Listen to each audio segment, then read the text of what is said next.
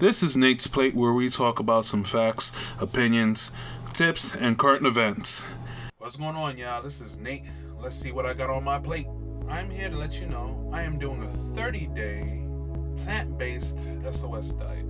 SOS meaning no added salt, no added oils, no added sugar. I'm going to have some extra stipulations put upon myself where I'm not going to have any avocados and I'm not going to have any nuts. Occasionally I'll eat some seeds, but like pumpkin seeds or sunflower seeds, but even so I'm not going to pleasure myself into eating those. I'm going to deny my entire body of all the pleasantries and go into this challenge.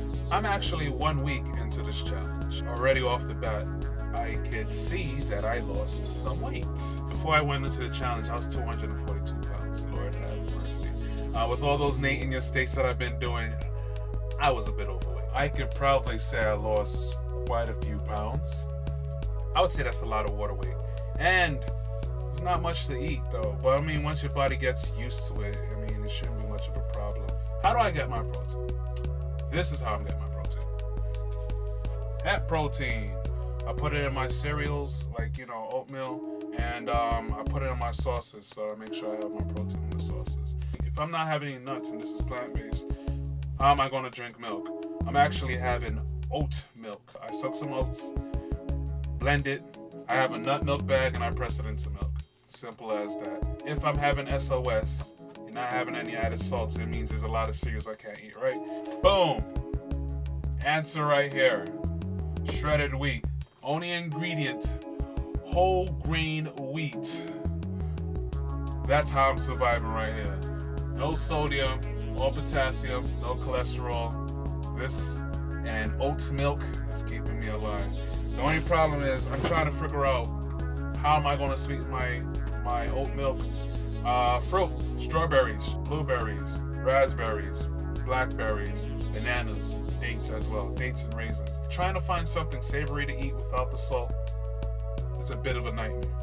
How do I deal with not having salt? My lifesaver, apple cider vinegar. I was experimenting with this and it saved my taste buds. I think it's the acid within the vinegar that gives it that salty / sour taste. So that's going to help for a majority of meals if you even try this out. But for me, apple cider vinegar is what I'm using to cook most of my fruit. I can't have bread since most breads are salty. I am eating unsalted matzahs, unbleached, unbromated wheat flour and water. That's it, man. That's how I'm surviving. I make my own sauces. I made my own spaghetti sauce. I made Italian gnocchi for the first time. There's a whole bunch of stuff I'm trying out too. Right now, I made myself a black rice pilaf. And these are the stuff that I'm using in it, you know? The reason why you would want to do this is because there's a lot of health benefits that come along with it. Many times I don't realize how much salt, oil, and sugar that we actually consume. I mean, look, I did a whole year of NateInYoState. You should already know I ate so much stuff. I want to reset my palate. I want to reset my taste buds because that's one of the things I've been hearing that's going to happen in the 30 days. It also lowers the risk of anybody developing any cardiovascular diseases, osteoporosis, or diabetes. So I'm doing myself justice by being on this challenge.